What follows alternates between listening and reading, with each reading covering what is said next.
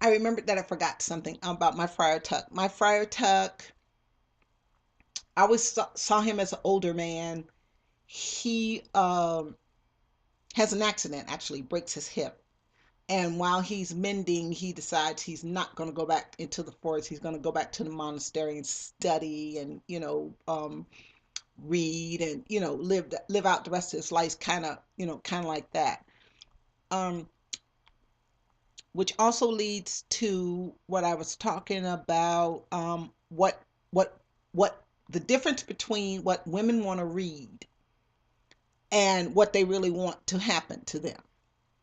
Now, in the like I was saying, in my medieval, in the prequel, if I ended up writing it, but it's still in my head, but sort of it exists already because it's in my head. So I've written like a few pages, not too much. I think maybe 50, 60 pages of it. But in the story is not a sexual assault because he stops. What it is he's Meister guy has, the Moor maiden in the dungeon. He's brought her back up to England. She's in the dungeon, and he goes in and he starts to, to assault her. He starts to, but then he stops. And that kind of makes kind of a crazy consequence later, because once she's in the, in his castle a while, and she gets to kind of like him, and kind of find out he's really not all bad, kind of thing. He's a nut, but he's not, really bad, and he's just um he wants power. He wants a he wants power, basically. And so he doesn't care what he does to get it. And when she decides that she wants to, be with him, wants to sleep with him, he won't approach her because he's afraid of, because he had tried to, hurt her before. And a lot of times in romance novels, we call them bodice rippers. They're tearing women's clothes off and picking women up and tying them up and throwing them in carriages. Um, when no woman would want that in real life to happen to her. So, and it's a shame we have to say that, because I call it the Beauty and the Beast syndrome. A girl will be in a story, in a book, having this mean, guy with all these issues and all this kind of stuff, and like quote unquote the bad guy, come around with her patience and love and tenderness, and he comes around finally at last. But in real life, that will get you laying on the slab with your mother standing over you crying, going, that's her. Because an abusive man is nothing to play with. An abusive man is nothing a woman, wants to be dealing with in real life. But it's kind of like watching a scary movie when everybody's home, because I don't I don't watch really scary stuff when I'm by myself. I can't now, I can't, no, I don't do it. It frightens me. Reading scary stuff. I think I told you guys about Stephen King, The Shining. My sister giving that to me when I first came back from overseas. And I mean, honestly, it just scared the daylights out of me. So there's a difference between it. I think that's the entertainment of it. I'm sure any man who likes horror movies does not want some guy that's burnt on 90% of his body running after him with claws, razors coming out of his hand. The same exact thing as when women, read things in romance novels. It's safe. It's happening in a book. It's happening in your imagination. Also, if a guy picks you up, carries you away, throws you in his, in his tower room, locks you up in there, you know, it's guiltless. It's guiltless sex. And I don't care where a woman was raised, whether she was raised, by two loving parents, male or female, however her, family structure is, if she was raised by her grandmother, if she was raised by aunts that really don't want to raise her, if she was raised in a group home, if she was raised in an orphanage. There's not a woman on this planet that someone has sat down and said to her, you can have sex whenever you want, just like a man, whenever you want. No, no, it doesn't happen. All women have a certain amount of guilt when it comes to sex, period. Now, I'm not saying we don't enjoy it. I'm not saying we don't like it. And I'm not saying we don't want to express the love of, express physically if we love a man or a woman, but, or transgender person, whoever it is that you love. I'm not saying that, and I'm not saying that women don't enjoy sex. They enjoy sex as much as men do. As a matter of fact, they enjoy sex more, my personal opinion, than men do, because I don't know a man in the world that can have 6 orgasms in a row. I like to see him try.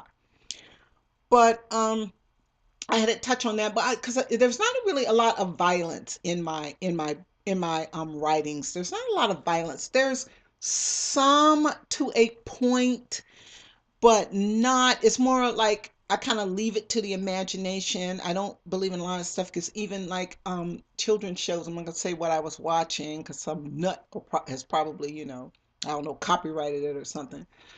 But I was looking at something the other day, and I'm like, wow, if you really punch somebody like that, they wouldn't get up and keep fighting. If you swiped at somebody with a sword like that, they wouldn't just get up and, and be walking around.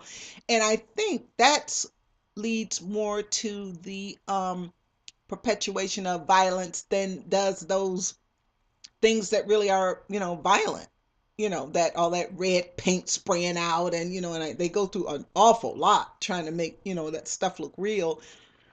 And I think that comes from the attention span. We have no attention span anymore.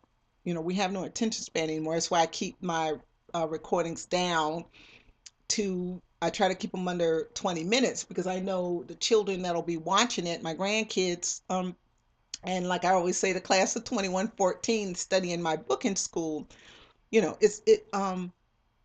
we have very short attention spans now.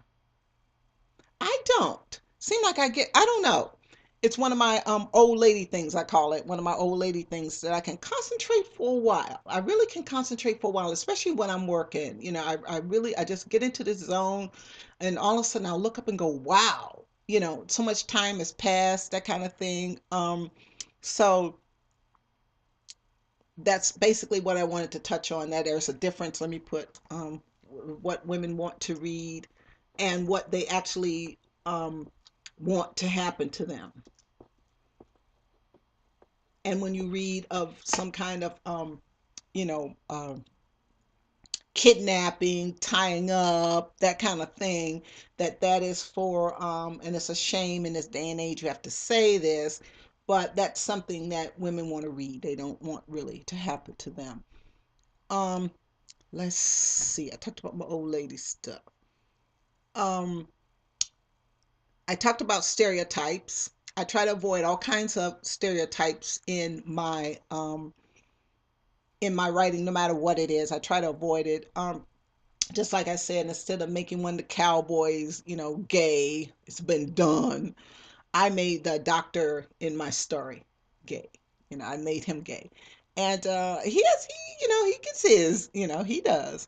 Um, Also, I've talked about many times before, my female characters. I try to make them very, very different from the average um, heroine.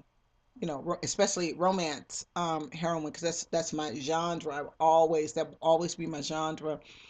I actually started a science fiction story once, but it was the same thing. I mean, but it was a romance. This planet was dying. They had some kind of was it a disease? I can't remember. It was a long time ago. I was like in my 20s when I wrote it.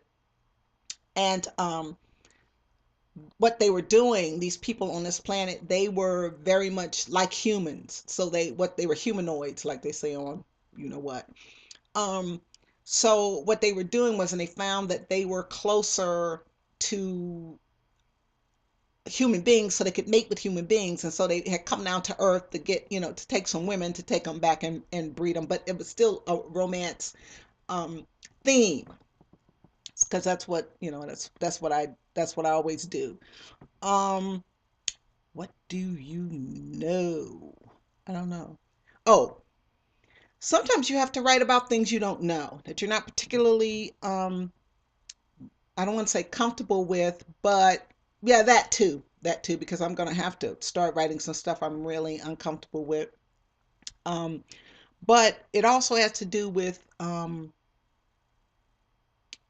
some of the things you know. Make sure that you put the things you know in your writing, because it'll give it a certain authenticity. If you know about carpentry, or if you know about, you know, cooking, if you know about these kind of things, write about some of the things you know. And on top of that, don't be afraid to do some research and to, explore new, new territories. You have to do that to grow. Um, that's some of my old lady stuff I'm finding out. Also, I think I talked about it before, but continuity. That's something you have to really go back and look at, which you probably won't go back and look at that until about the second, or maybe even the third or fourth edit or something like that. But just be careful that, like I think I talked about in the first one, where I started the plot point, never finished it.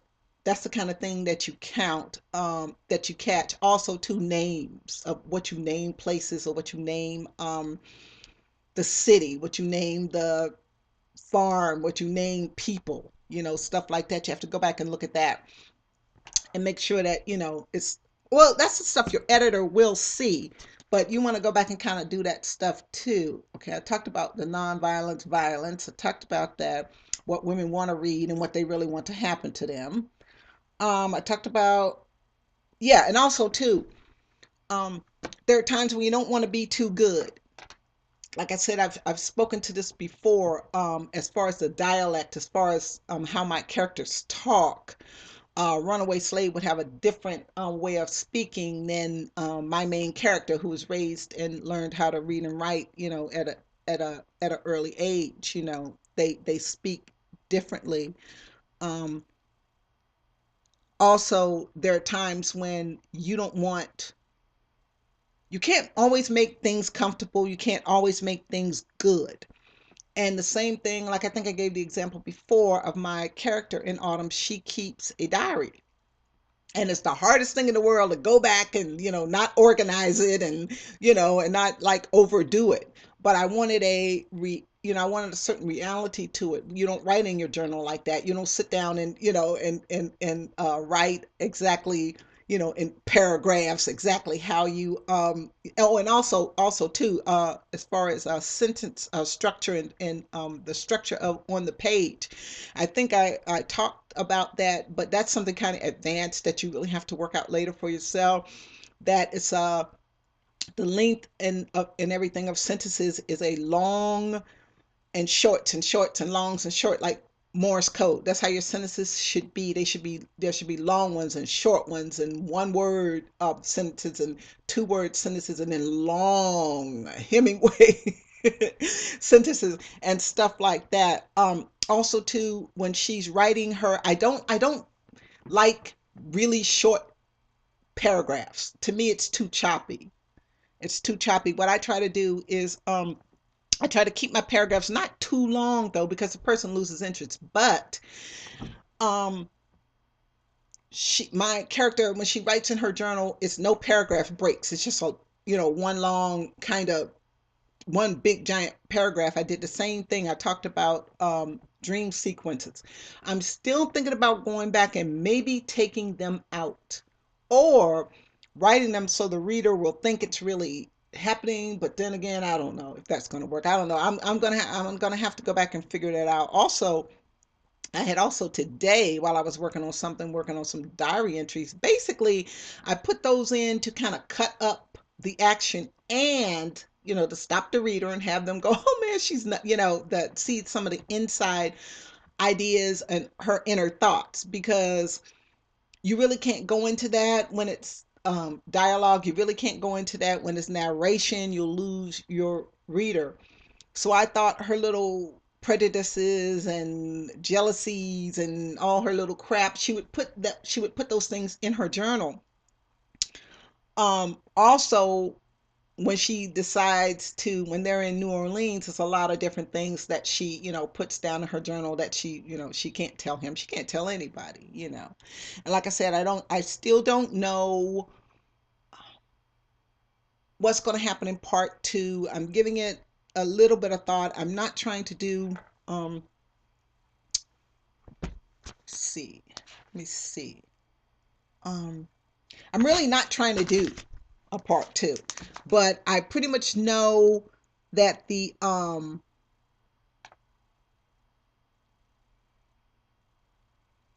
I pretty much got an idea of, exactly what's going to happen. I have down here, oh, I want to talk about, while I got a couple of minutes, some short stories that I started or that are in my head. I mean, they exist, but they're just in my head. I just haven't gotten them out yet. Um, I have a Mozart story where he meets, an African princess comes to Europe, for her grand tour, and they meet. She's in Paris, and she goes to Vienna because she hears about this man and his music, and she goes to, Vienna to meet, to she wants to hear this glorious music she's heard about. So she goes and does that. Um, it didn't. I didn't finish it, or did I? I think maybe I did. But of course, that was one story that didn't have a happily ever after because she had to go back to Africa, take over her kingdom. He had to keep, doing whatever he was doing. And that kind of ended kind of sad. It made me cry. Yeah, yeah, I did finish it as a matter of fact. Also I have, let's see. No. Okay, yeah, and then I have another one. I call it The General and, Magda. That's kind of a weird, story about, these two. Well, the guy is the general, is the, he has like this kind of militaristic, country that he runs. And, in the southern part of the country, the people are in the southern part of the world, the people are very, very different than the people in the north, and they're getting ready to, go to, all out war. And what they decide is, between the ambassador and the general, what they decide is, hey, we're going to do this the old fashioned way. We're going to have a baby. We're going to have a baby. And that will, cut down on the fighting and, finish all, just, ends the whole thing. Um, she wants, one of my favorite speeches ever by a male character is actually in this, little story, little tidbit.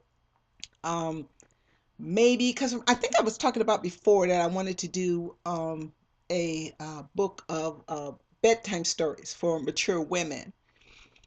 So I think that might be one to go in there. But, there's a really cool scene where he comes in and he's talking to her about, yeah, well, how do you, she just arrived in his, kingdom, and he comes in and he talks to her, and he's like, hi, well, I'm glad you're here, and she's like, well, what's the general like, and he's like, yeah, I couldn't really tell you. And then she's like, well, what does he look, because they'd never seen each other. And that's another thing about technology. I keep my, technology low in stories because I don't want, too much to be revealed. I mean, if she nowadays she could look at him on Skype and see exactly how he was and how he moves. But in this, particular story, she doesn't want to see what he looks like because she doesn't want to judge too early. Um, but he does. He wants to, see what she looks like. So he comes in pretending to be just a adversary or something like that. And, she doesn't realize, that's again the thing I was saying about the reveal. She doesn't realize that that is this good looking guy that's come in, talking to her and asking her, how was your trip and welcome ambassador and all this stuff. She doesn't realize that he is actually that he's actually the general, and it works out pretty good because she's flirting with him, and but inside she's thinking, oh my gosh, this man's gonna cause me a lot of trouble, you know.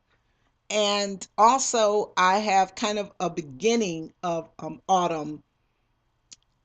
It's, actually the master of the plantation's father, the where the how he actually gets his very first slave, female, that kind of thing. So I'm gonna go. It's 1852, 53. So I'm gonna let that go, and I'll finish about that in a second.